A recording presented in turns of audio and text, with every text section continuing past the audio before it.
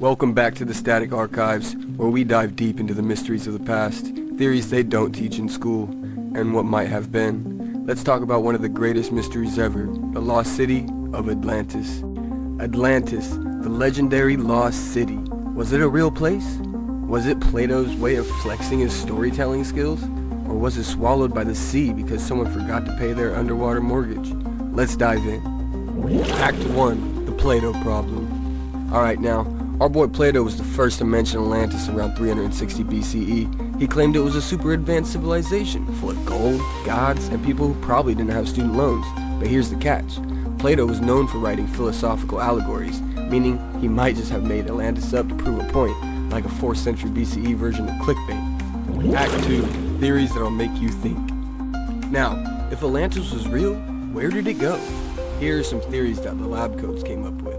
One of them is it sank due to a massive earthquake or tsunami. Most people have heard this theory, but it makes sense, considering the ancient world's track record of, oops, the ground is shaking, run. Now this is a classic.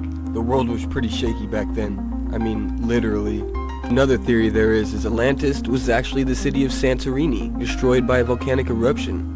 But that's like if New York got wiped out and 2,000 years later people called it the lost metropolis of bagels and chaos. I mean, the Minoans were there, and they were pretty advanced. Could they be Atlanteans? Maybe. Some people think Atlantis was in the Sierra Desert. You know, the Eye of the Sierra, aka the Richat structure, is actually Atlantis.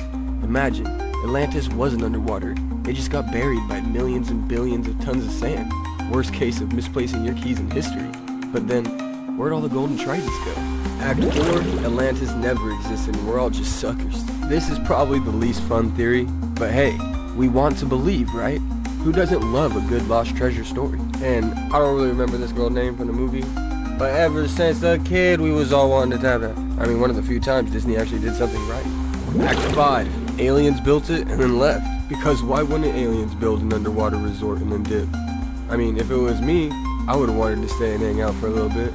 But in all seriousness, maybe Atlantis was an ancient alien test run for colonizing Earth. And when things went south, they said, nah, let's go probe cows instead. Act 5, modern day treasure hunts. But yes, people are still searching for Atlantis today. But by searching, I mean staring at Google Earth for hours, hoping to spot an ancient Starbucks logo on the bottom of the ocean.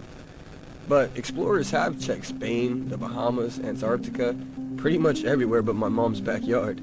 Which, by the way, is a great hiding spot. Alright, enough about where I hide the people that make fun of me. Deep sea explorers and archaeologists are looking for evidence of lost cities all the time. Maybe Atlantis wasn't one giant empire. Maybe it was a bunch of smaller advanced cities wiped out by natural disasters. And what if, just what if, we've already found parts of Atlantis, but we don't even realize it? Bonus segment. What if we found Atlantis? Okay, let's say we do find Atlantis one day. What happens next? Well, scenario 1, we find it, and it's just some old ruins. Boring, but historical, yeah, think of the pyramids. Well, scenario 2, we find advanced tech that changes history. You know, cue world governments freaking out. And then scenario 3, we awaken an ancient curse, an Atlantean one. Yeah, I don't want that happening either.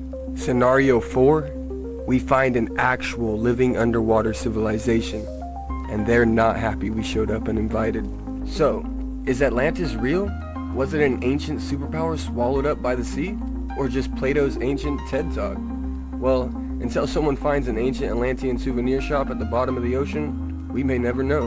But hey, if you find it, call me, and we'll split the treasure 70-30. My favor, obviously. But here's the thing. Plato was a philosopher, and philosophers love making stuff up for the sake of a good lesson. Atlantis might have been less of a real place and more of an ancient moral of the story situation.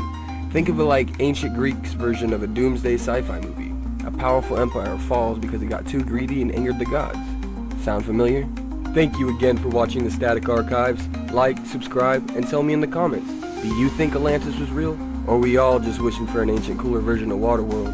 I know I am. And until next time, remember, love forever, live forever.